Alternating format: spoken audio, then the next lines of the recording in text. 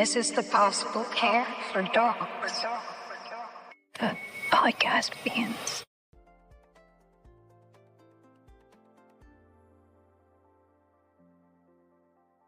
Welcome to a new episode of the Pawsible Care for Dogs podcast.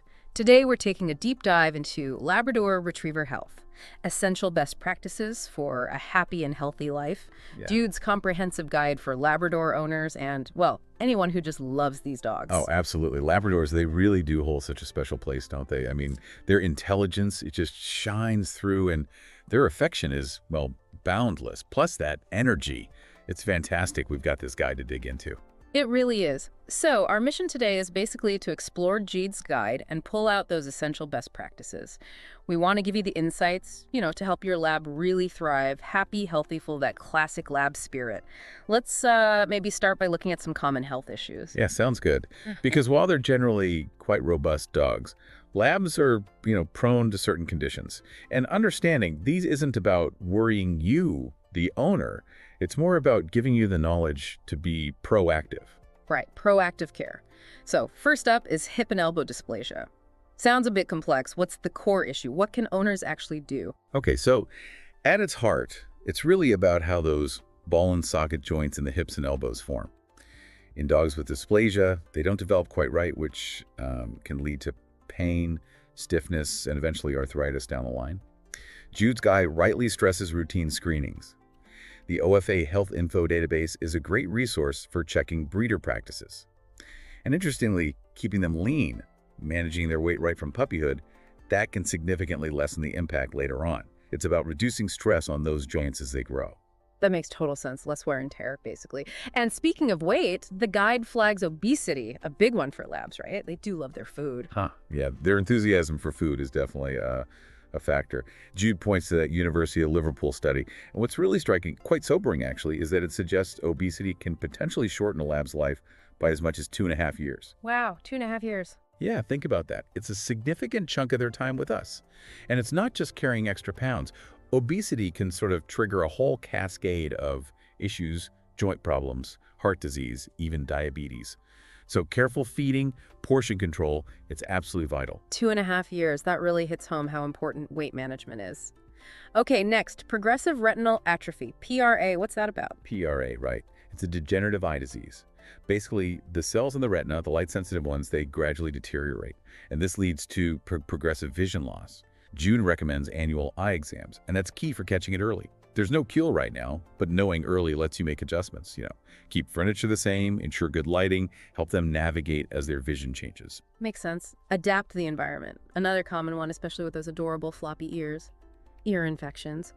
Why are labs so prone? Well, those lovely ears, they create a warm, sort of humid environment inside. And unfortunately, that could be a perfect breeding ground for bacteria and yeast. Jude mentions, and the AKC confirms this, the need for wrinkly ear cleaning, especially after swimming. Trapped moisture is a really big contributor, so gently drying their ears after any water fun is a good habit too. Simple preventative stuff. Okay, here's one I hadn't heard much about. Exercise-induced collapse, or EIC. What happens there? EIC, yeah. It's a hereditary thing. It affects how some labs handle intense exercise. Dogs with EIC can experience muscle weakness. They might get wobbly or even collapse after just a few minutes of really strenuous activity. Jude wisely advises, ask your vet about genetic testing, particularly if you've got a super active lab. Knowing their status lets you tailor their exercise to prevent episodes. Understand their limits. Tailoring exercise, right? That seems crucial. Lastly for this section, cruciate ligament injuries. What should owners know about these? Okay, so the cranial cruciate ligament, the CCL, it's vital for stabilizing the knee joint in the hind leg, sort of like the ACL in humans. Unfortunately, labs are a bit more prone to tearing this ligament. It's a major cause of hind limb lameness. Jude points out signs like limping or noticeable stiffness in the back legs. Those are key things for you to watch for. Often needs vet help, maybe rest, maybe surgery. Okay, that's a really solid overview of some of the health hurdles. Let's shift gears now to something equally vital, nutrition. Jude's guide has some practical tips here. Absolutely. What you feed your lab has a huge impact. Affects everything, really energy, coat, even long-term disease risk. Jude suggests about 2.5 to 3.5 cups of high-quality food daily, split into 2 meals.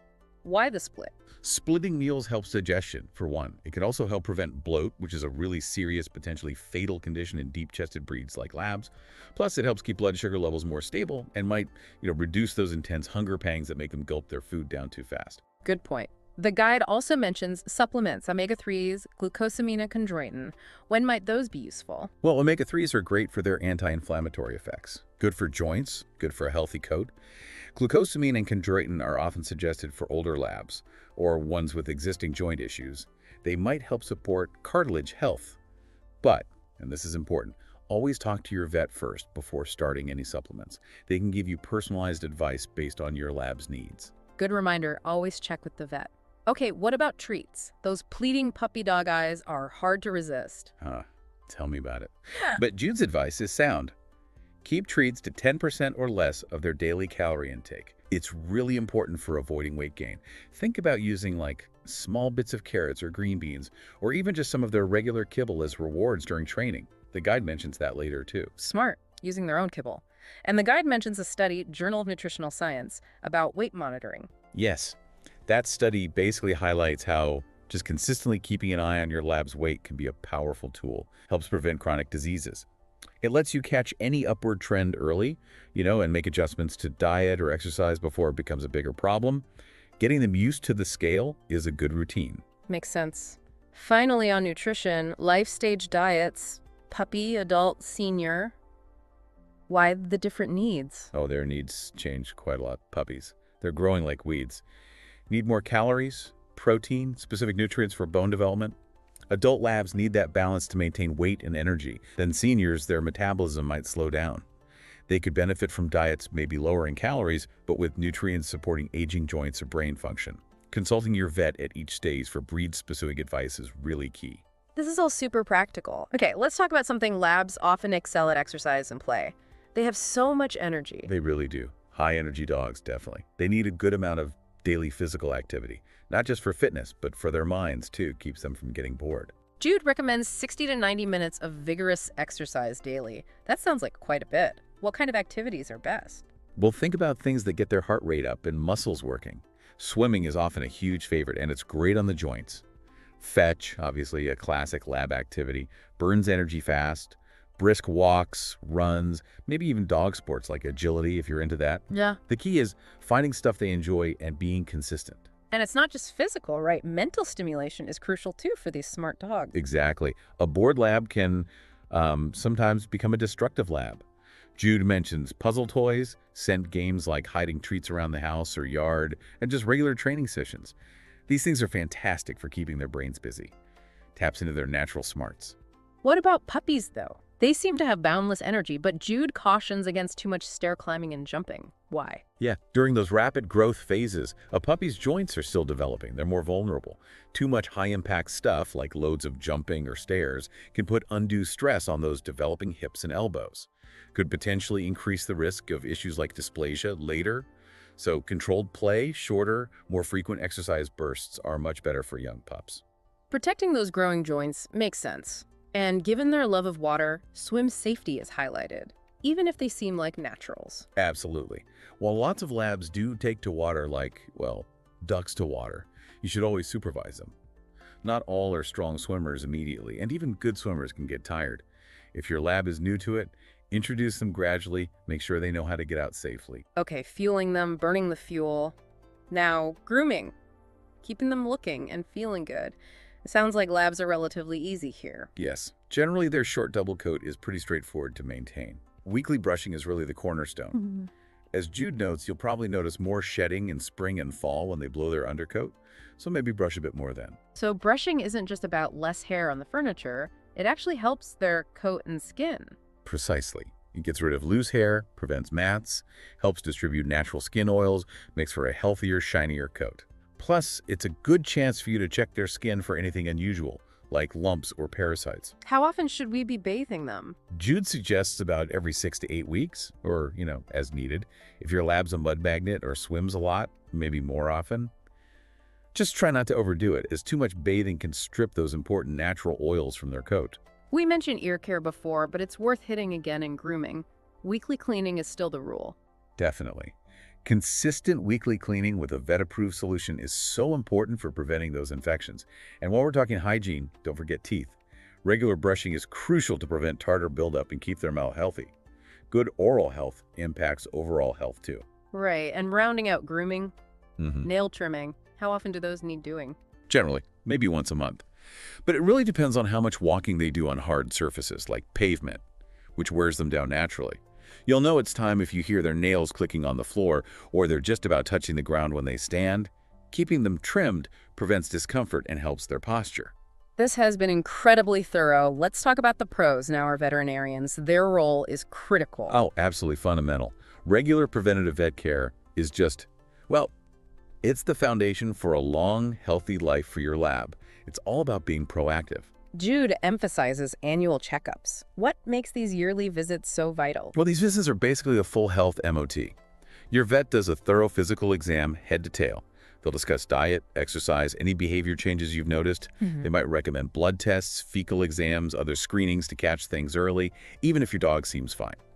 And it's your chance as the owner to ask any questions you have. And keeping up with vaccines and parasite prevention, that's just basic responsible ownership, isn't it? It really is. Vaccines protect against serious, sometimes fatal diseases, and year-round prevention for fleas, ticks, heartworm, that's essential for their comfort and preventing nasty vector-borne illnesses. The guide also says to discuss specific health screenings with the vet. Which ones are most relevant for labs? Yeah, given the breed dispositions we talked about earlier, hip and elbow dysplasia, PRA, EIC Jude suggests talking to your vet about those screenings. So hypo checks, regular eye exams, maybe with a specialist, genetic testing for EIC if relevant, and periodic heart checks, especially as they get older. Early detection makes such a difference. And lastly, on vet care, senior labs. When do they hit senior status usually, and how does care change? Most labs are generally considered seniors around age 7 or so. Jude recommends maybe bumping vet visits up to twice a year then. This just allows for more frequent monitoring as they age. It's also a good time to screen more proactively for age-related things like arthritis, maybe cognitive changes, organ function. Let you provide support earlier. This has been so helpful. Jude also throws in some special tips, really tapping into the Labrador spirit. Yes, and they're great reminders. Their need for companionship is huge. They really do thrive being part of the family, included in activities. And that eagerness to please Jude mentions, it makes them so trainable, and why they often excel in therapy or service work. And given that legendary appetite, there's that clever tip about training treats again. Exactly, using part of their daily kibble ration for training treats. Such a smart way to use their food motivation without piling on extra calories and risking weight gain. It's brilliant. Early training and socialization are also stressed. Yeah. Why are these so critical for labs? Well, early training helps instill good manners, prevents common lab issues like, pulling on the leash like a steam train or jumping up enthusiastically on everyone. And socialization during puppyhood, exposing them positively to different sights, sounds, people, other dogs, is absolutely vital for raising a well-adjusted, confident, friendly adult dog. This is probably a good moment to remind everyone, if you're finding this deep dive into Labrador health helpful, please do like and subscribe to the channel. We've covered so much great stuff from Jude's guide. Yeah, these special tips really highlight how important it is to understand the Labrador's specific temperament and needs. They're such rewarding dogs, and tailoring care to them is key. Absolutely. So, wrapping it all up, it sounds like the formula for a happy, healthy lab involves proactive care, a balanced diet for their life stage, lots of the right kind of exercise and mental stimulation, consistent grooming, and regular vet check-ins. That sums it up perfectly. By focusing on these areas, you, the Labrador owner, can really look forward to many, many years of joy and that unwavering loyalty labs are famous for. Jude puts it beautifully. With proactive care, a healthy diet, plenty of love and play, your Labrador Retriever will bring endless joy and loyalty. Now, we really want to hear from you. Please share your stories, your tips, any questions, your experiences caring for your labs. Drop them in the comments on our YouTube and TikTok videos. Jude loves connecting with fellow lab enthusiasts. Yeah, your insights are so valuable. They build a wonderful community and really help other lab owners too. Have a beautiful day. Take care of your lovely doggies, and we see you on the next one.